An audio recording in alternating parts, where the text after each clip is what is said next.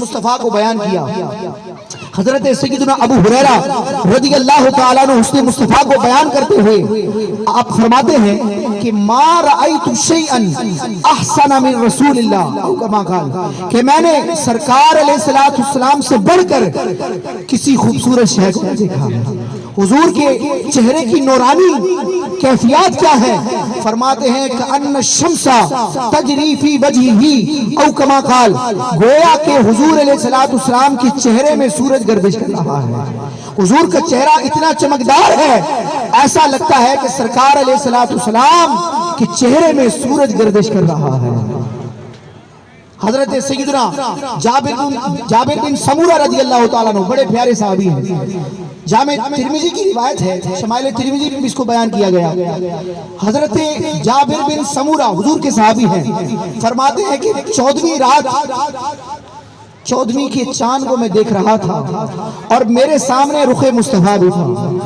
بڑی پیاری کیفیات بیان کرتے ہیں، ذرا امیجن کریں، آپ تصور کریں 14ویں کی رات ہو اور 14ویں کی رات کا جو بدر منیر ہے وہ اپنی آب تاب کے ساتھ چمک رہا ہو اور کسی صحابی کے سامنے، کسی خوش نصیب کے سامنے بددعا کا چہرہ ہو۔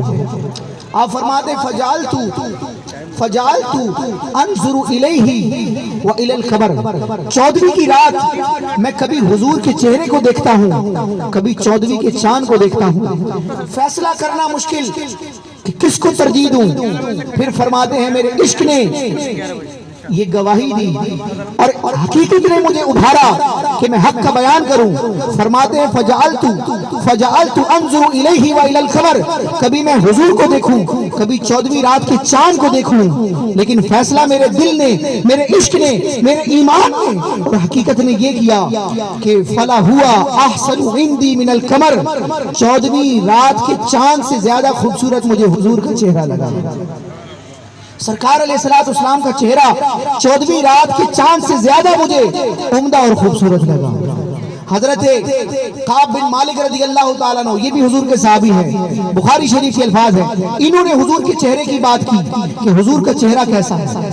اچھا اب دیکھیں، انسان جو خوبصورت ہوتا ہے اس کو دیکھنے کا جی چاہتا ہے، لیکن خوبصورت آدمی خوبصورت بندہ جب مسکراتا ہے تو 4 چاند لگ جاتے ہیں۔ ویسے ہی بندہ خوبصورت ہے، نارمل کیفیت میں ہے، آنکھ بھلا لگ رہا ہے، لیکن جمال والا جب مسکراتا ہے تو اس جمال میں 4 چاند لگ جاتے ہیں۔ اب ذرا تصور کریں کہ کائنات کی سب سے خوبصورت ہستی مصطفیٰ علیہ السلام جب مسکراتے ہوں گے تو کیا ہوتا ہوگا۔ امام علیہ السلام فرماتے ہیں وہ سوئے لال ازار پھرتے ہیں، تیرے دن اے بہار پھرتے ہیں۔ حضور علیہ السلام خزاں کی طرف رخ کرتے ہیں تو خزاں کو بہار بنا دیتے ہیں۔ سرکار علیہ السلام رات میں جلوہ فرما ہوتے ہیں تو رات کو دن بنا دیتے ہیں۔ تو سرکار علیہ السلام کی مسکراہٹ کے وقت آپ کے جمال کا، آپ کے نورانی چہرے کا عالم کیا ہوتا تھا۔ حضرت کعب بن مالک رضی اللہ تعالیٰ عنہ فرماتے ہیں، بخاری کے الفاظ، آپ فرماتے ہیں کان رسول اللہ صلی اللہ علیہ وسلم اذا سرّا، جب اللہ کے رسول صلی اللہ تعالی وسلم مسرور ہوتے، خوش ہوتے تو کیا ہوتا؟ استنار وجہہ، سرکار علیہ السلام کا مبارک چہرہ نور سے دمک اٹھتا، نور سے چمک اٹھتا۔ استنار وجہہ، حضور علیہ السلام کا چہرہ منور ہو جاتا۔ اس کی روشنی کیسی ہوتی؟ حضرت کعب بن مالک تشبیہ دیتے ہیں، فرماتے حتی کأنہ قطعۃ قمر، گویا کہ حضور کا چہرہ چاند کا ٹکڑا دکھائی دیتا تھا، ایسا لگتا تھا کہ یہ چاند کا ٹکڑا ہے۔ حضرت براء بن عازب حضور کے صحابی ہیں، ان سے کسی نے پوچھا کہ یا سیدی اکان وجہ النبی صلی اللہ علیہ وسلم مثل السیف، سیف عربی میں کہتے ہیں تلوار کو، تلوار بڑی چمکدار ہوتی ہے، تو کسی نے سوال کیا کہ چمک دمک میں، تابانی میں کیا سرکار علیہ السلام کا چہرہ تلوار کی طرح تھا؟ اب دیکھیں تلوار میں 2 چیزیں ہیں، ایک ہے اس کی چمک اور ایک ہے اس کی جسامت۔ تلوار کی جسامت میں چوڑائی ہوتی ہے، وہ لمبائی اور چوڑائی میں ہوتی ہے، گول نہیں ہوتی۔ تو اب چمک تو اس کا وصف ہے، لیکن چہرے کے ساتھ تلوار کو تشبیہ دینا، اس میں کچھ خامی رہ جاتی ہے۔ کہ سرکار علیہ السلام کا چہرہ اتنا چمکدار تھا کہ تشبیہ دی جائے کہ تلوار کی طرح چمکتا تھا، لیکن تلوار میں چونکہ لمبا پن ہوتا ہے اور چہرے میں لمبا پن ہونا یہ عیب ہوتا ہے، بلکہ چہرہ وہ خوبصورت ہوتا ہے، چہرہ وہ خوبصورت ہوتا ہے جو چاند کی طرح گول ہو۔ تو اب صحابی رسول برا بن عازب حسن کو بیان کر رہے ہیں۔ سوال ہوا کہ کیا سرکار علیہ السلام کے مبارک چہرے کی چمک تلوار کی طرح تھی؟ تو آپ نے یہ گوارا نہ کیا کہ حضور کے چہرے کو تلوار سے تشبیہ دوں، کیونکہ اگرچہ تلوار چمکدار ہوتی ہے لیکن وہ لمبی ہوتی ہے، کہیں کسی کے ذہن میں یہ گمان نہ رہ جائے کہ معاذ اللہ حضور علیہ السلام کا چہرہ لمبائی کی صورت میں تھا، بلکہ سرکار علیہ السلام کا چہرہ اور آپ کے تمام اعضاء متوسط تھے، جمال والے تھے، کمال والے تھے۔ آپ نے تشبیہ بیان کی۔ یعنی صحابہ کرام کا مزاج دیکھیں، اہل عرب کا مزاج دیکھیں کہ حضور کے حسن کی، حضور کے چہرے کی بات ہوتی ہے، کبھی سورج کا ذکر کرتے ہیں، کبھی چاند کا ذکر کرتے ہیں اور کبھی نور کا ذکر کرتے ہیں۔ سوال ہوا، یہ بھی بخاری کے الفاظ کہ اکان وجہ النبی صلی اللہ علیہ وسلم مثل السیف، اے برا بن عازب، اے صحابی رسول، کیا سرکار علیہ السلام کا چہرہ تلوار کی طرح تھا؟ آپ نے فرمایا بل مثل القمر، نہیں بلکہ حضور کا چہرہ چاند کی طرح تھا۔ تو یہ سرکار علیہ السلام کا کمال ہے کہ اللہ تعالیٰ نے آپ کو حسن سیرت کے ساتھ ساتھ حسن صورت عطا فرمایا، اور سرکار علیہ السلام کو جو حسن ملا ہے اسے حسن ملاحت کہتے ہیں۔ چونکہ شادی کا ذکر ہے تو اس لیے میں نے جمال کی، حسن کی بات کی ہے۔ اللہ تعالیٰ دولہے کے دل کو بھی سرکار علیہ السلام کے مبارک چہرے کے نور سے منور فرمائے، اللہ تعالیٰ خوشیاں سے مقدر بنائے، اور ان سب گھر والوں کو اللہ تعالیٰ اسی سال حرمین طیبین کی حاضری کی توفیق بھی عطا فرمائے۔ سرکار علیہ السلام کو جو حسن ملا وہ ہے حسن ملاحت۔ حسن کی دو اقسام ہوتی ہیں، ایک حسن ہوتا ہے حسن صباحت، بندہ صبی ہوتا ہے سواد سے، اور ایک ہوتا ہے حسن ملاحت، ملی سے، ملی بنا ہے ملحن سے، ملحن کا معنی ہوتا ہے نمک۔ اب ان میں فرق کیا ہے وہ میں انشاءاللہ اس کے ڈیفرنس کو بیان کرتا ہوں۔ صحابی رسول حضرت ابو طفیل عامر بن واصلہ رضی اللہ تعالیٰ عنہ، اچھا یہ کون سے صحابی ہیں؟ یہ وہ صحابی ہیں جو صحابہ کی فہرست میں، صحابہ کی جماعت میں دنیا سے سب سے آخر میں پردہ فرمانے والے ہیں۔ آپ کا جو سن وفات ہے وہ سن 102 ہجری ہے، یعنی ساری دنیا میں سب سے آخری صحابی جن کا انتقال ہوا اور جن کے انتقال پر صحابیت کا سلسلہ دنیا سے ختم ہوا، ان کا نام ہے ابو طفیل عامر بن واصلہ رضی اللہ عنہ۔ حضور کے صحابی ہیں، آپ بھی حضور کے حسن کو بیان کرتے ہیں، فرماتے ہیں رأیت رسول اللہ صلی اللہ علیہ وسلم، میں نے اللہ کے رسول کو دیکھا ہے، میں نے حضور کو دیکھا ہے، لیکن حضور کیسے ہیں؟ فرمایا کان ابیضا، حضور گورے گورے ہیں۔ امام علیہ سنت فرماتے نا گورے گورے پاؤں چمکا دو خدا کے واسطے، گورے گورے پاؤں چمکا دو خدا کے واسطے، نور کا تڑکا ہو پیارے، نور کا تڑکا ہو پیارے، گور کی شمشار ہے۔ یعنی قبر کی رات جو ہے وہ انتہائی تاریک ہے، سرکار اپنے نورانی قدموں کے ذریعے میری قبر کو جگمگا دیجیے۔ اور ایک اور مقام پر امام علیہ سنت فرماتے ہیں کہ جگمگا اٹھی میری گور کی خاک، جب حضور میری قبر میں تشریف لائے تو میری قبر کی مٹی جگمگا اٹھی حضور کے چہرے کی، حضور کے جلوے کی چمک سے، جگمگا اٹھی میری گور کی خاک، تیرے قربان دمکنے والے۔ تو حضرت ابو طفیل فرماتے ہیں کہ حضور کان ملیحا، کان ابیضا ملیحن، سرکار علیہ السلام گورے گورے نمکین حسن والے تھے۔ یہ نمکین حسن کیا ہوتا ہے؟ مفتی احمد یار خان نعیمی رحمت اللہ تعالی علیہ اس حدیث پاک کے تحت فرماتے ہیں کہ حسن دو طرح کے ہوتے ہیں، ایک کو کہا جاتا ہے حسن صباحت، بندہ صبی ہوتا ہے، اور ایک ہوتا ہے حسن ملاحت، بندہ ملی ہوتا ہے۔ یہ صباحت اور ملاحت کا فرق کیا ہے؟ مفتی صاحب فرماتے ہیں یہ عاشق کی نگاہ جو ہے یہ فرق کرتی ہے کہ یہ حسن ملاحت والا ہے یا حسن صباحت والا ہے۔ عاشق کی نگاہ ان انتخاب کرے گی کہ یہ حسن ملی ہے یا حسن سبی ہے۔ لیکن ہم جیسے عام لوگوں کے لیے مفتی صاحب نے کچھ الجھن کو دور کیا۔ آپ فرماتے ہیں گویا کہ حسن سبی اور حسن ملی کی پہچان یوں ہوگی کہ انسان اگر گورا ہو، انسان کا سفید رنگ ہو، بالکل گورا گورا چہرہ ہو، تو یہ ہوتا ہے حسن صباحت، بندہ سبی ہوتا ہے۔ لیکن اگر اس گورے پن میں ہلکی سی سرخی آ جائے، بندہ گورا ہو اور اس گورے پن میں ہلکی سی سرخی آ جائے، تو اس کو حسن ملاحت کہتے ہیں، اس کو نمکین حسن کہتے ہیں کہ دل جس کی طرف کھینچے چلے جاتے ہیں، آنکھیں جس کو دیکھ کر سیر نہیں ہوتی، جی نہیں بھرتا، اور انسان دیکھتا ہے تو دیکھتا چلا جاتا ہے، اس کو نمکین حسن کہا جاتا ہے۔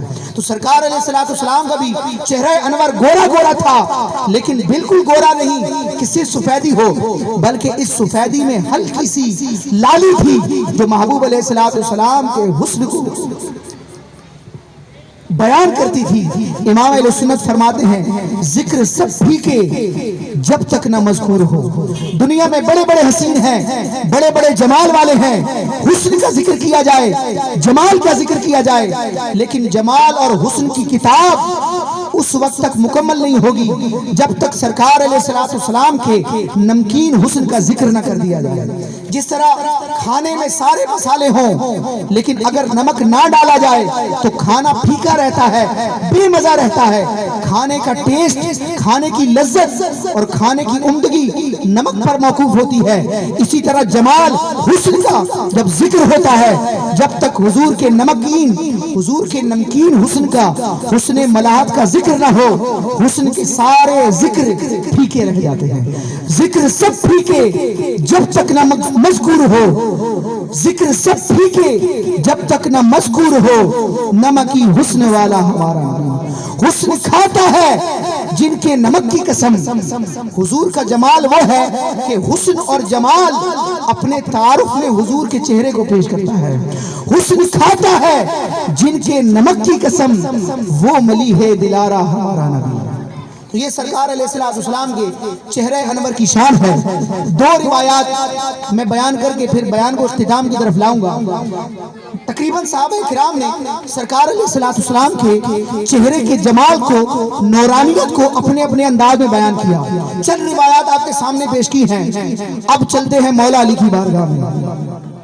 سارے صحابہ کی اپنی شان ہے، لیکن صحابہ کی جماعت میں مولا علی کا اپنا مقام ہے۔ سرکار فرماتے ہیں علی کے چہرے کو دیکھنا عبادت ہے، علی کے چہرے کو دیکھنا عبادت ہے، علی کا ذکر کرنا عبادت ہے۔ اور صحابہ فرماتے ہیں، حضرت ابو سعید خدری رضی اللہ تعالیٰ عنہ صحابی رسول ہیں، جامع ترمذی کی روایت ہے، آپ فرماتے ہیں کہ ہم علی کے ذکر کے ذریعے، ہم انصار صحابہ علی کے ذکر کے ذریعے منافق کو پہچانتے تھے، کیونکہ حضور نے مولا علی سے فرمایا تھا کہ اے علی، کوئی مومن تجھ سے بغض نہیں رکھ سکتا اور کوئی منافق تجھ سے محبت نہیں کر سکتا۔ تو صحابہ کرام نے ایمان اور نفاق کو پہچاننے کا پیمانہ، معیار اور کسوٹی مولا علی کے ذکر کو بنایا تھا۔ ابو سعید خدری فرماتے ہیں کہ ہم ذکر علی سے منافق کو پہچانتے تھے، گویا کہ ہم لوگوں کے سامنے علی کا ذکر کرتے تھے، ہمیں معلوم نہ ہوتا یہ دل کا مومن ہے یا دل کا منافق ہے، پہچاننے کے لیے ذکر علی کرتے، مولا علی کا نام لیتے۔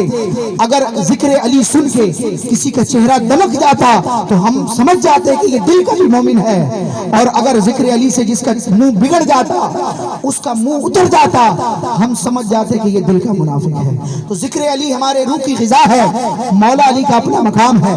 مولا علی سے پوچھتے ہیں کہ سرکار علیہ السلام کا حسن و جمال کیسا ہے۔ شمائل ترمذی کی روایت ہے، مولا علی رضی اللہ تعالیٰ عنہ نے سرکار علیہ السلام کا حسن، آپ کے اوصاف تفصیل کے ساتھ بیان کیے، آپ کے چہرے کی خوبی بیان کی، آپ کی آنکھوں کی خوبی بیان فرمائی، آپ کے مبارک ہاتھوں، آپ کی مبارک پنڈلی کی، آپ کے مبارک کلام اور زبان کی خوبی بیان فرمائی۔ اختتام پر فرماتے ہیں کہ یقول نائتہ بالآخر بالآخر حضور کا جمال دیکھ کر، حضور کا کمال دیکھ کر، سرکار علیہ السلام کے اوصاف سننے اور پڑھنے اور دیکھنے کے بعد آپ کا ثنا خواں اختتام پر یہی کہتا ہے، مولا علی فرماتے ہیں یقول نعتہ، حضور کا نعت خواں اختتام پر یہی کہتا ہے کہ لم ارا قبلہ ولا بعدہ مثلا، کہ میں نے حضور سے پہلے بھی حضور کی مثل نہ دیکھا، حضور کے بعد بھی حضور کی مثل نہ دیکھا۔ یہ مولا علی کے الفاظ ہیں کہ یقول نعتہ، حضور کا نعت خواں اختتام پر یہی کہتا ہے لم ارا قبلہ ولا بعدہ مثلا، نہ حضور جیسا حضور سے پہلے تھا، نہ حضور جیسا حضور کے بعد ہے۔ اسی بات کو امام علیہ سنت نے یوں بیان کیا کہ لیکن رضا نے ختم سخن اس پہ کر دیا، خالق کا بندہ خلق کا آقا کہوں تجھے۔ تو مولا علی نے بات ختم کر دی کہ حضور ایسے ہیں کہ آپ کا حسن نہ پہلے دیکھا گیا نہ بعد میں دیکھا گیا۔ امام نے فرمایا حسن تیرا سا نہ دیکھا نہ سنا، کہہ گئے اگلے زمانے والے نیم جلوے میں دو عالم گلزار۔ شروع میں نے امام قرطبی کا حوالہ پیش کیا کہ امام قرطبی نے فرمایا کہ لم یظہر لنا تمام حسن ہی، سرکار علیہ السلام کا پورا حسن ہمارے لیے ظاہر نہیں ہوا، لأنہو لو ظہر لنا تمام حسن ہی، کیونکہ اگر حضور کا سارا حسن ہمارے لیے ظاہر کر دیا جاتا ما طاقت آیوننا مثلہ رؤیتہ، تو ہماری آنکھیں حضور کا جمال، حضور کے مکمل حسن کو دیکھنے کی تابنا رکھتی ہیں۔ تو امام علیہ سنت فرماتے ہیں حضور کا پورا جلوہ تو عیاں ہوا نہیں ہے، حضور کا آدھا نیم جلوہ، نیم کہتے ہیں آدھے کو، جب ہلکا گرم ہوتا ہے تو کہتے ہیں نیم گرم پانی ہوا ہے، تو نیم کا مطلب ہوتا ہے آدھا۔ امام علیہ سنت فرماتے ہیں یا رسول اللہ آپ کا جو حسن ہے پورا تو ظاہر ہوا نہیں ہے، آدھا حسن ظاہر ہوا ہے، لیکن آدھے حسن کی یہ فضیلت ہے، آدھے حسن کا یہ کمال ہے کہ حضور کے صرف آدھے جلوے ہی سے دونوں جہان منور ہو گئے، دنیا بھی دمک رہی ہے، جنت بھی دمک رہی ہے، اور سارے عالم سرکار علیہ السلام کی نیم جلوے سے، آدھے جلوے سے دمک رہے ہیں، چمک رہے ہیں۔ اگر حضور کا پورا جلوہ پورا جمال ظاہر ہوتا تو پھر اس روشنی کا، اس نور کا، اس تابانی کا عالم کیا ہوتا۔ نیم جلوے میں دو عالم گلزار، واہ واہ رنگ جمانے والے، حضور کے آدھے جلوے نے ایسا رنگ جما دیا کہ دنیا کو بھی منور فرما دیا اور جنت کو اور آخرت کو بھی منور فرما دیا۔ آخر میں ایک ایسی ہستی کا حوالہ دوں گا کہ جن کے حوالے پر انشاءاللہ یہ میرا بیان اختتام کو پہنچے گا۔ کوئی کہہ سکتا ہے کہ یہ تو صحابہ کرام کے حوالے پیش کیے گئے کہ مولا علی نے یہ فرمایا، ابو ہریرہ نے یہ فرمایا، جابر بن سمورہ نے یہ فرمایا، کعب بن مالک نے یہ فرمایا، چند خوش نصیب صحابہ کرام کا میں نے ذکر کیا جنہوں نے حضور کا جمال بیان کیا۔ کسی کے ذہن میں یہ خیال ہو سکتا ہے کہ صحابہ کرام تو عرب کی زمین پر تھے، انہوں نے تو پوری دنیا نہیں دیکھی، معاذ اللہ۔ کسی کے ذہن میں یہ سوال ہو سکتا تھا کہ ہو سکتا ہے حضور سے بڑھ کر بھی کوئی جمال والا ہوتا اور صحابہ کرام چونکہ عرب کی زمین پر تھے یہ اس کو نہ دیکھ سکتے، تو انہوں نے اپنے علم اور مشاہدے اور رویت کے اعتبار سے کہا۔ تو میں اس ہستی کا حوالہ دیتا ہوں جس نے زمین کے مشرق کو بھی دیکھا ہے، مغرب کو بھی دیکھا ہے، شمال کو بھی دیکھا ہے، جنوب کو بھی دیکھا ہے، سارے نبیوں اور رسولوں کی بارگاہ میں جس کی حاضری ہوئی ہے، اور وہ ہے سید الملائکہ سیدنا جبریل امین علیہ السلام، جو فرشتوں کے سردار ہیں، جنہوں نے مشرق مغرب دیکھا، اللہ کے ہر نبی ہر رسول کی بارگاہ میں جن کی حاضری ہوئی ہے۔ تو یہ تو مولا علی کی نگاہ کا عالم تھا، ابو ہریرہ کی نگاہ کا عالم تھا۔ اب جبریل سے پوچھتے ہیں کہ اے جبریل آپ بتائیں کہ حضور کیسے ہیں۔ قاضی ایاز مالکی رحمت اللہ تعالی علیہ شفا شریف میں ام المومنین حضرت عائشہ صدیقہ رضی اللہ تعالی عنہا سے روایت کرتے ہیں، ان کا حوالہ دے کر یہ حدیث پاک بیان کرتے ہیں کہ سرکار اعظم صلی اللہ تعالی وسلم نے ارشاد فرمایا اتانی جبریل، میرے پاس جبریل آئے، اچھا ہو سکتا ہے شیطان وسوسہ دلائے کہ بیان کرنا تھا، نماز کا حکم بیان کیا جاتا، توحید کا بیان کیا جاتا، اور عقائد کو بیان کیا جاتا، شرعی احکام کا بیان کیا جاتا، یہ حضور کے حسن کو کیوں بیان کیا جا رہا ہے، حضور کی نعت کیوں بیان کی جا رہی ہے؟ یہ تو ہم خود بھی کر لیں گے، خود بھی سن لیں گے۔ یہاں پر کوئی دین کی بات کی جائے، کوئی شرعی مسئلہ بیان کیا جائے، فرض و واجب کا بیان کیا جائے، ایمان کے تقاضوں کو بیان کیا جائے، تو حضور کے حسن کا ذکر کرنا یہ کوئی معمولی بات نہیں ہے، بلکہ سارے دین کا خلاصہ یہ حضور کی ذات ہے۔ کیونکہ وہ جبریل رب کا پیغام لانے والا، وہ جبریل جو اللہ کے ایک ہونے کا بیان لایا، جو نماز کا حکم لے کر آیا، جو زکوٰۃ کا حکم لے کر آیا، جو قرآن کی آیتیں لے کر آیا، جو سارے دین کو محبوب علیہ السلام کی بارگاہ میں لے کر آیا، وہی جبریل آ رہا ہے حضور کی شان بتانے کے لیے۔ تو جبریل کا آنا یہ بتا رہا ہے کہ ذکر مصطفیٰ، جمال مصطفیٰ، نعت مصطفیٰ اتنی ہی اہمیت کی حامل ہے جتنی دین کی دیگر باتیں اہم ہیں، کہ اللہ کا وہ فرشتہ کہ جب آتا ہے تو رب کا حکم لے کر آتا ہے۔ جبریل کا آنا کوئی عبث اور بیکار نہیں ہے، وہ جبریل جو نماز کا حکم لے کر آیا، جو قرآن کی آیتیں لے کر آیا، جو رب کے احکام لے کر آیا، وہی جبریل اب حاضر ہو رہا ہے، اور حاضر ہو کر شریعت کا کوئی فرض واجب مسئلہ نہیں بتا رہا، بلکہ محبوب علیہ السلام کی شان بیان کر رہا ہے۔ سرکار فرماتے ہیں اتانی جبریل، میرے پاس سید الملائکہ فرشتوں کا سردار جبریل حاضر ہوتا ہے اور عرض کرتا ہے یا رسول اللہ قلبت مشارق الارض ومغاربها۔ عربی گرامر جو سمجھتے ہیں وہ قلبتو کا معنی سمجھتے ہوں گے۔ قلب یقلب، تقلیب کا مطلب ہوتا ہے کسی چیز کو الٹنا پلٹنا۔ جب کسی چیز کو ہم نے دیکھنا ہو، کوئی چیز نہ مل رہی ہو تو انسان کیسے چیزوں کو الٹتا پلٹتا ہے، عربی میں اس کو تقلیب کہا جاتا ہے۔ قلب یقلب، تقلیب، کسی چیز کو الٹنا پلٹنا۔ جبریل امین عرض کرتے ہیں یا رسول اللہ قلبت مشارق الارض ومغاربها، یا رسول اللہ میں نے زمین کے مشرق اور مغرب کو الٹ پلٹ کر دیکھ لیا۔ اب کوئی کہے کہ جبریل کی اتنی نگاہ ہے، اتنا مشاہدہ ہے، لیکن یہاں بھی کمی رہ گئی کہ جبریل نے یہ کہا کہ میں نے زمین کے مشرق اور مغرب کو الٹ پلٹ کر دیکھا ہے، شمال جنوب کا تو ذکر نہیں کیا۔ تو ملا علی قاری نے اور محدثین نے اس کی شرح میں لکھا کہ یہ چاروں جہتوں کو، چاروں ڈائریکشنز کو بیان کرنے کے لیے یہ انداز ہوتا ہے کہ دو کو بیان کر کے چار مراد دی جاتی ہیں۔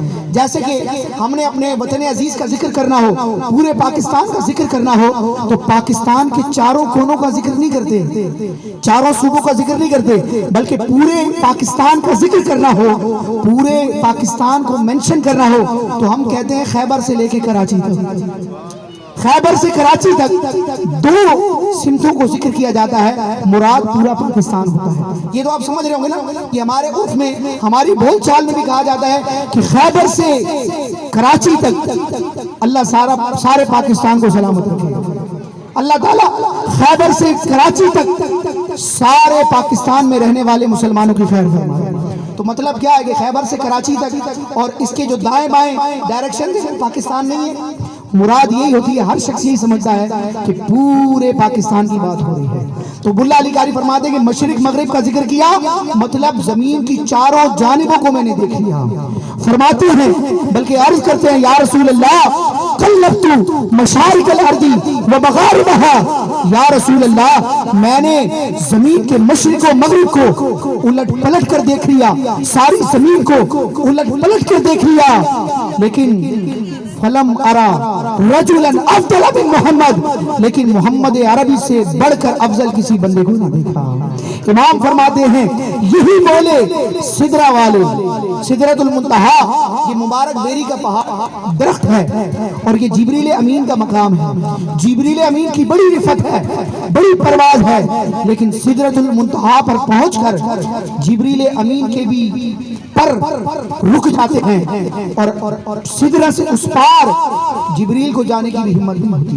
معراج کی روایت ہے کہ سرکار علیہ السلام کی خدمت میں، خدمت گزاری میں جب جبریل امین حضور کے ساتھ تھے، آسمانوں کا سفر ہوا، عرش کا سفر ہوا، جب سدرۃ المنتہا کا مقام آیا جبریل رک گئے، سرکار علیہ السلام نے فرمایا اے جبریل، یہ المواہب اللہ دنیا میں بڑی بڑی حدیث کی اور سیرت کی کتابوں میں یہ حوالے موجود ہیں۔ حضور عرض کرتے فرماتے ہیں اے جبریل، ایسے مقام پر، اتنے عالی شان مقام پر ایک خلیل اپنے دوسرے خلیل کو، ایک دوست اپنے دوست کو تنہا چھوڑتا ہے۔ یعنی حضور پوچھ رہے کہ جبریل یہاں تک کیوں رک گئے، آگے بھی چلو۔ ایسے مقام پر ایک دوست اپنے دوست کو بھلا چھوڑتا ہے۔ جبریل عرض کرتے یا رسول اللہ، میری پرواز یہیں تک ہے۔ فرماتے ہیں، عرض کرتے ہیں یا رسول اللہ، اگر میں انگلی کے پورے کے برابر بھی آگے بڑھا، سدرہ سے اس پار اتنا نور ہے، رب کی جمال کی اتنی تجلیہ ہے، اتنا جلال ہے کہ میں نورانی مخلوق کا سردار ہونے کے باوجود اگر ایک انگلی کے پورے کے برابر بھی آگے بڑھا تو میں اس نور کی تجلی کی وجہ سے جل کر خاک ہو جاؤں گا۔ تو یہ حضور علیہ السلام کا جمال ہے کہ جبریل کی انتہا، اینڈنگ پوائنٹ جو ہے پرواز کا، علم کا، یہ سدرۃ المنتہا ہے۔ تو جبریل امین عرض کرتے ہیں کلبت مشارق الارض ومغاربها فلم ارى رجلا افضل من محمد۔ امام اہل سنت ترجمہ کرتے ہیں، یہی بولے سدرہ والے، چمنے جہاں کے پھالے، سبھی میں نے چھاٹ ڈالے، تیرے پائے کا نہ پایا، تجھے یک نے یک بنایا، تجھے یک نے یک بنایا۔ جس طرح خدا ایک ہے، دوسرا خدا نہیں، بلا تشبیہ بلا تمثیل، اسی طرح دوسرا مصطفیٰ نہیں۔ اللہ تعالیٰ نے محبوب علیہ السلام کو آپ کی نبوت کے اوصاف میں، خاتم النبیین ہونے میں، شفیع اعظم ہونے میں، حسین اعظم ہونے میں، محسن اعظم ہونے میں، بے مثلوں میں مثال بنایا ہے۔ کوئی نبی اور کوئی رسول کی حضور کے برابر نہیں ہو سکتا۔ امام بصیری اسی بات کو بیان فرماتے ہیں قصیدہ بردہ میں، آپ فرماتے ہیں، بارگاہ رسالت میں عرض کرتے ہیں کہ منزہ عن شریک فی محاسنہ، کہ سرکار علیہ السلام اپنے محاسن میں، اپنی خوبیوں میں، اپنے اوصاف میں، اپنے جمال میں، اپنی سیرت اور صورت میں شریک کے عیب سے پاک ہیں۔ حضور کی خوبیوں میں حضور کا کوئی شریک نہیں ہے، حضور کا کوئی ہم پلہ نہیں ہے۔ وجہ کیا ہے؟ فرماتے ہیں فجوہر الحسن فیہ غیر منقسم، کیونکہ قدرت نے سرکار علیہ السلام میں حسن اور جمال کا وہ جوہر رکھا ہے جو جوہر تقسیم ہونے سے پاک ہے۔ اللہ نے اپنے محبوب کو وہ حسن عطا فرمایا ہے کہ وہ حسن اب کسی نبی کو بھی نہیں مل سکتا، کسی رسول کو بھی نہیں مل سکتا۔ اللہ تعالیٰ کی بارگاہ میں دعا ہے کہ اللہ تعالیٰ حسن مصطفیٰ کی ہمیں برکتیں عطا فرمائے، حسن مصطفیٰ کی برکت سے اللہ تعالیٰ ہمیں حسن سیرت عطا فرمائے، دنیا میں بھی خواب کی حالت میں جلوہ مصطفیٰ دکھائے اور بیداری کے عالم میں حضور کا دیدار کرے۔ حضور فرماتے ہیں جس نے مجھے خواب میں دیکھا ان قریب بیداری میں بھی مجھے دیکھے گا۔ اللہ تعالیٰ خواب میں بیداری کے عالم میں حضور کا دیدار کرنے کی توفیق عطا فرمائے، حضور کے روزے کو دیکھنا نصیب فرمائے۔